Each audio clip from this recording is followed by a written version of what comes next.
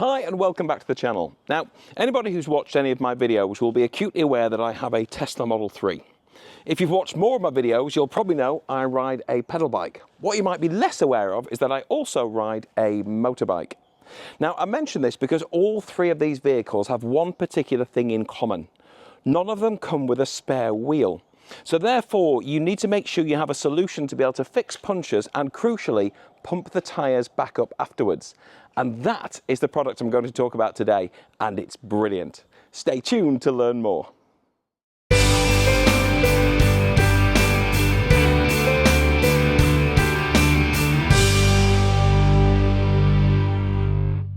Okay, let me start by introducing you to my bike. So this is my Honda ST1300, or Pan-European. It's actually from 2007, so it's a 17-year-old bike. It's a 1.3 litre V4, and it's fantastic. It's a brilliant touring bike. I've toured Scotland with it, and I'm doing so again next month. And I've toured Wales and been to the southwest of England on it. However, last time I rode this, I had a dilemma that I hadn't faced before, and that was a puncture. Just joining a motorway, my rear tyre suddenly felt very flat, which was a bit scary in itself, but that aside, I managed to pull over without any trouble, and I have a kit for repairing it, which I'll show you towards the end of the video. But the challenge I had is, once I had repaired the hole, I then had to pump the tyre up, and I didn't have any means to do so. Apart from the fact, thankfully, my brother, who was riding with me, did have a kit, and it was a pump that he had to connect to the battery of his bike to be able to power, to get enough power to be able to pump my tyre up. Thankfully, he came back and helped me out, and we managed to pump it up. But I didn't want to find myself in that situation again. So it was fantastic when I was contacted by Asmax to talk about their latest smart air pump. So let me start by saying a huge thank you to them for sponsoring today's video. This is a really worthwhile addition, and I'm so grateful for the timing on it ahead of my trip next month, but I think you're going to really like it. If you'd like to learn more about their products, this is actually available directly on Amazon on the link up there, so please go and have a look and learn why it's getting nothing but positive reviews. Okay, so I'm going to open this up and I'll show you exactly what's in the box. I've got my GoPro here so it can record exactly what is going on with the box, and I'll take you through all the things that you get in there.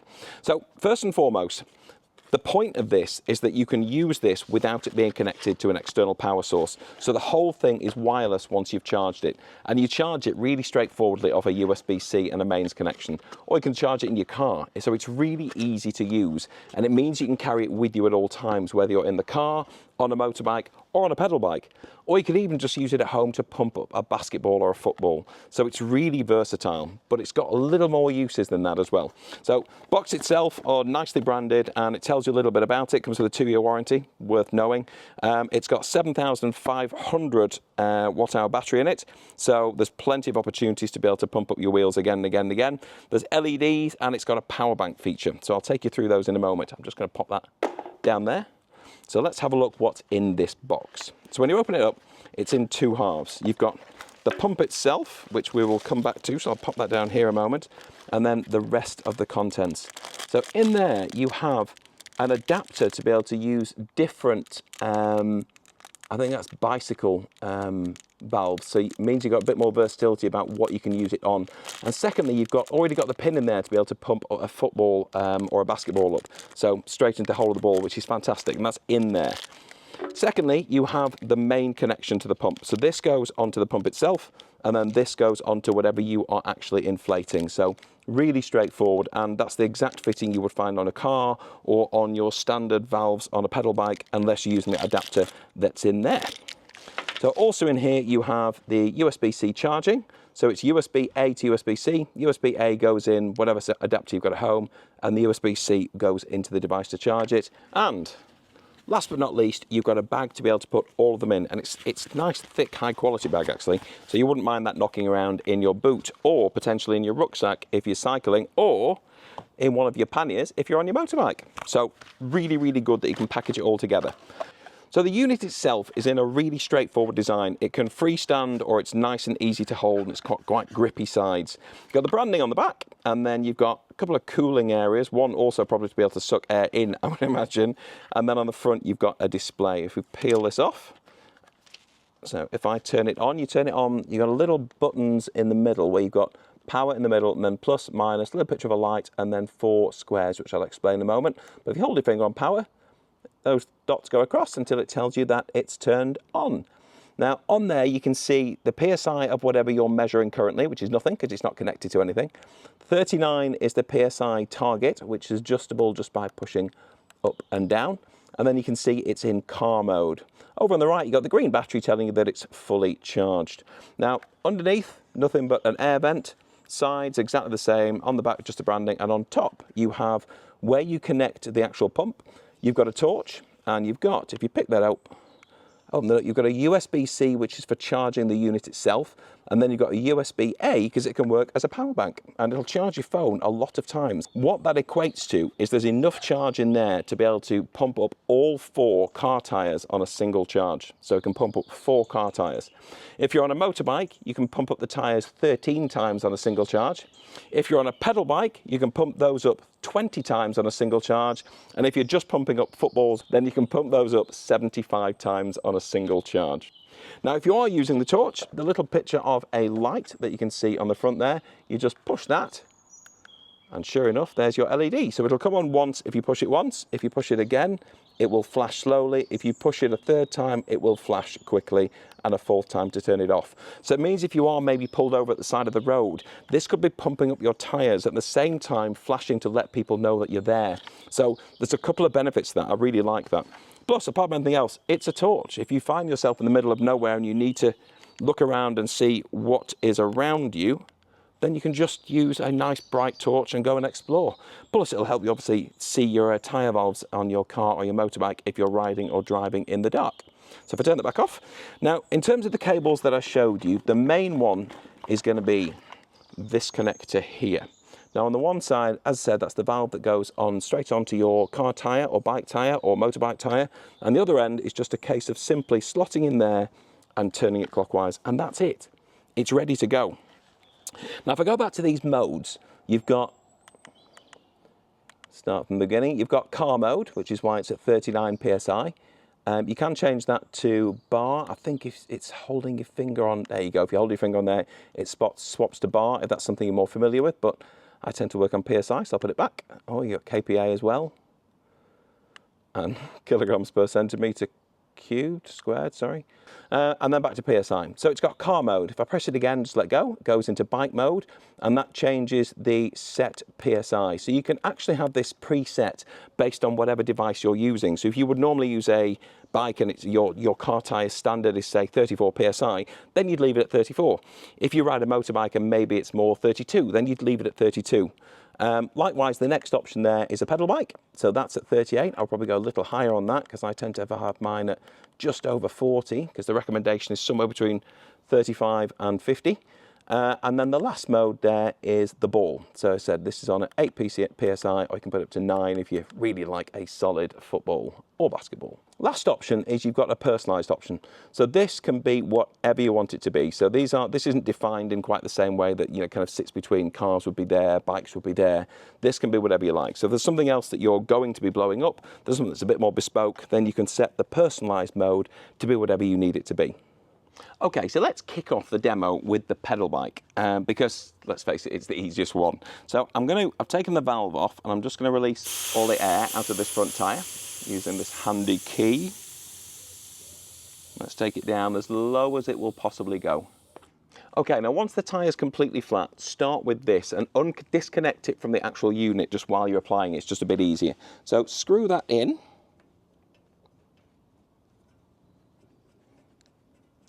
So it's nice and tight, and then if you reconnect it to the pump, and then make sure it's in pedal bike mode, it's at 42 PSI, and I just press the middle button to start it. You can immediately see it's going up. It's got the PSI reading showing on the screen. It's telling me on the screen it's at 6.5, 9, 10, 11, 12, 13, 14. So it's going up nice and quickly. It's at 20 PSI. That's 30 PSI.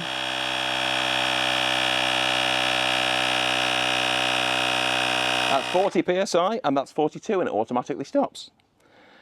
Now that is a very quick and easy solution to pumping your tyre up if you're out and about and you have a puncture, or simply maybe just before you're about to go on a ride and you want to check your tyre pressure is okay. But now let's move to this, something that requires quite a bit more air pressure. Even though it's a lower PSI target, it's a lot more work to get into a tyre that size. Okay, now in the same way, I'm now going to take the valve cover off this wheel, and then I will use the key for the bike to take all the air out the front tyre. Will only take a second. Now the target tyre pressure for this particular bike's front tyre is 36 psi or 2.5 bar. So we'll let this get down a bit.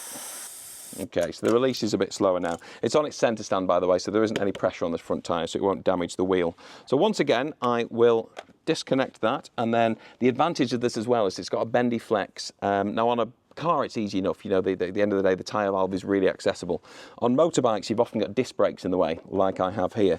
So getting behind can be a bit of a pain. Even if you go to a garage and you've got the standard tool that they use there, it can be quite hard.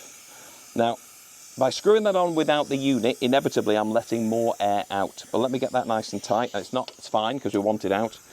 And now I'm going to connect it to the pump. Now if I turn this back on, so you hold your finger on the power button, and I'll put it to, let's put it to pedal motorbike mode. Desperate to keep turning it on, there we go. And right, so it needs to be at 36, so it's at 34, 35, 35 and a half. Current PSI is 2.5. So let's see how long this takes to go from 2.5 PSI in a motorbike tyre, which will blow up at a very similar rate to a car tyre, up to 36. Here we go. Okay,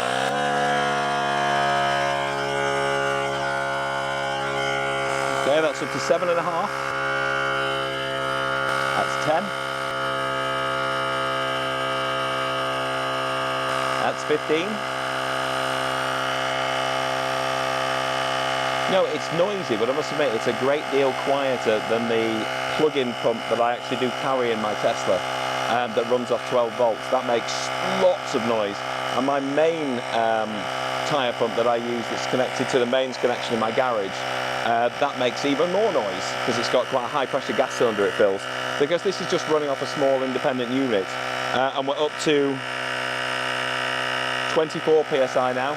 This actually makes a lot less noise than any of those plug-in versions, and it's going at probably about the same rate, if not slightly quicker, than the version I have that plugs into my 12-volt battery, which is really interesting actually.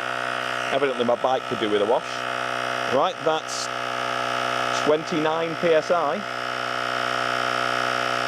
That's 30. 32.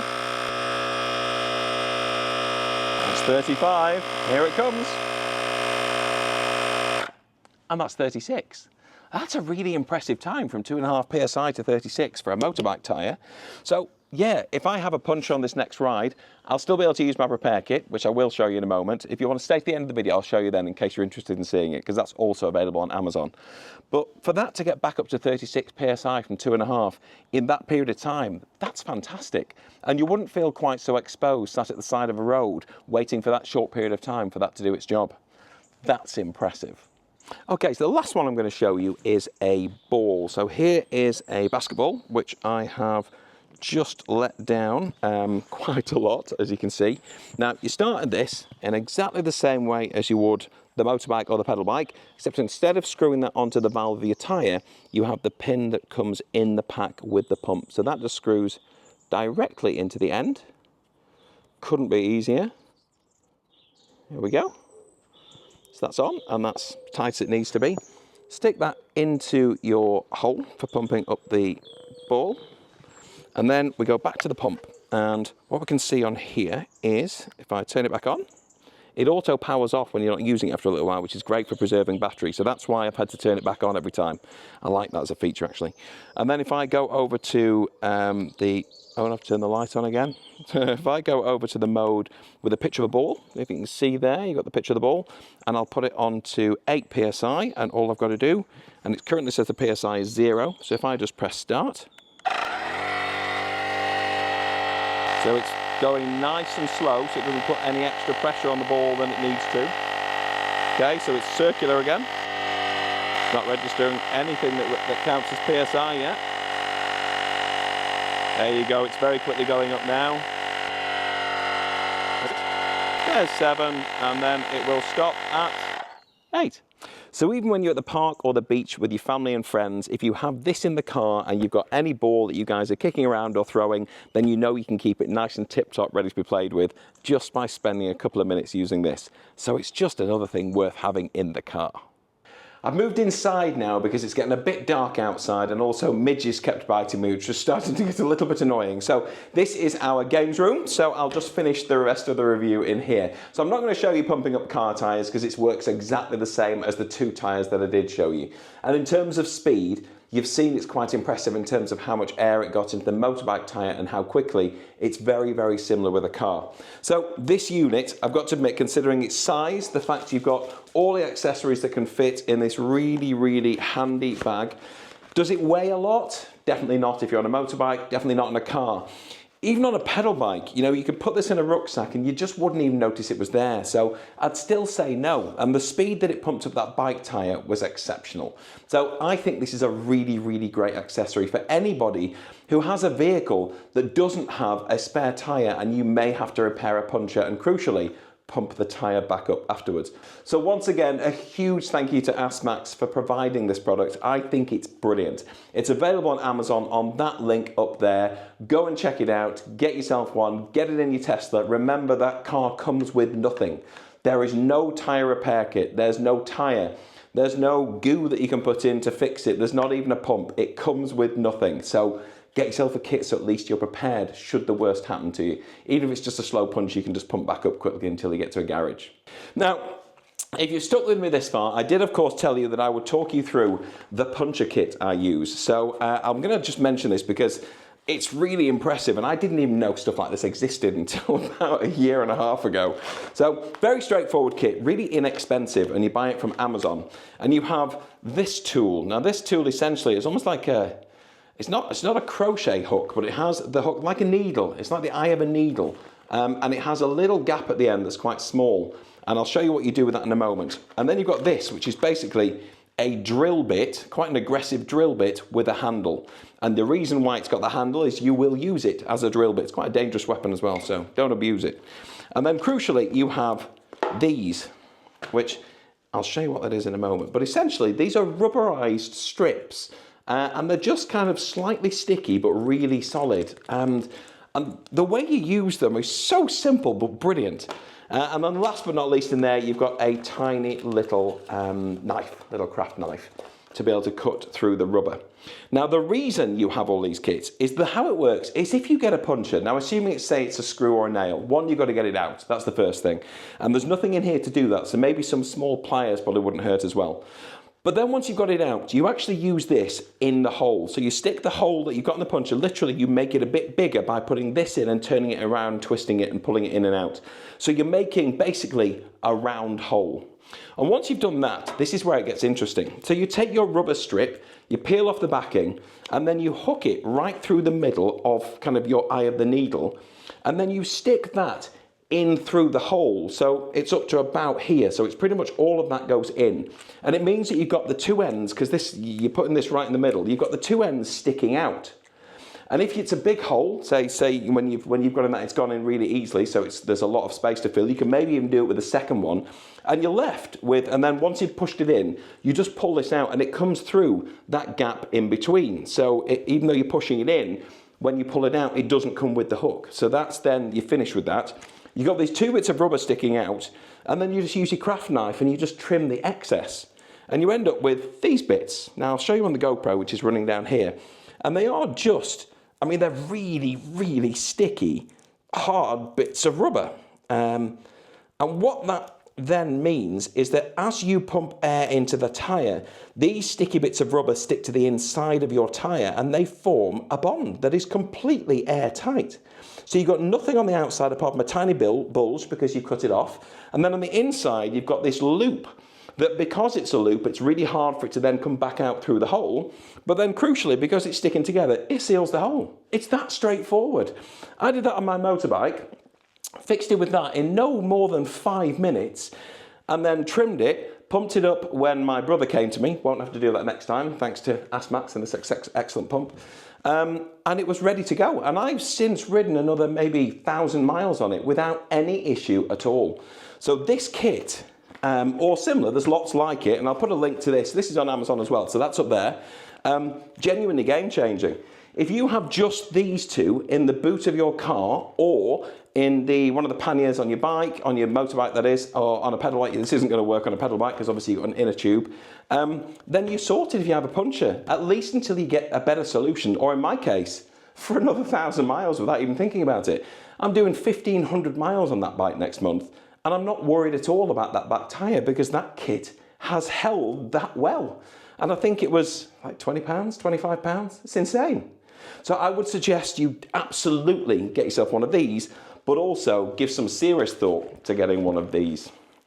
Thank you so much for watching. I know it's ended up being a slightly longer video than I anticipated, but I appreciate you sticking with me. If you enjoyed the video and found it useful, please give it a like. If you aren't a regular viewer on the channel and you think maybe you'd enjoy being so, hit the subscribe button, hit the little bell next to it, and you'll be informed when I post a video. You don't have to watch it, but obviously it's great if you do. And it means you'll be informed of the next one, which maybe you would find more interesting. In the meantime, drive safe, ride safe, kick safe, and I'll see you on the next video. Take care.